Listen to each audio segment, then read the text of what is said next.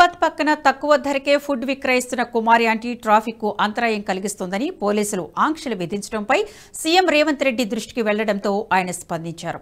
కుమారిని అదే ప్రాంతంలో food stall పెట్టుకునేందుకు అనుమతులు జారీ చేయాలని సీఎం అధికారులకు సూచించారు. యథావిధిగా అదే ప్లేస్లోనే ఉండి వ్యాపారం చేసుకోవచ్చని తెలిపారు.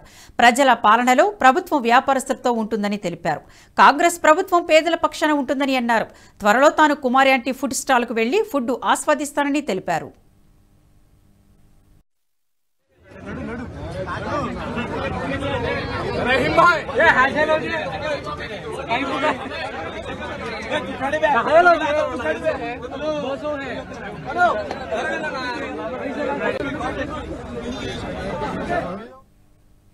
హైదరాబాద్లోని కేబుల్ బ్రిడ్జి పరిసరాల్లో స్ట్రీట్ ఫుడ్ వ్యాపారం చేస్తున్న కుమారి తక్కువ ధరకే టేస్టీ ఫుడ్ అందిస్తూ సూపర్ ఫేమస్ అయింది.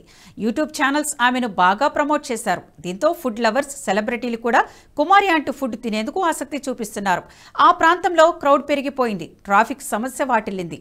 దీంతో కుమారి ఆంటీపై పోలీసులు కేసు నమోదు చేసి రోడ్లపై భోజనం అమ్మడానికి వీల్లేదని తేల్చి చెప్పేశారు. విషయం సీఎం దృష్టికి వెళ్లడంతో రేవంత్ రెడ్డి ఆమె ఫుడ్ బిజినెస్ కు భంగం కలిగించవద్దని పోలీసులను ఆదేశించారు.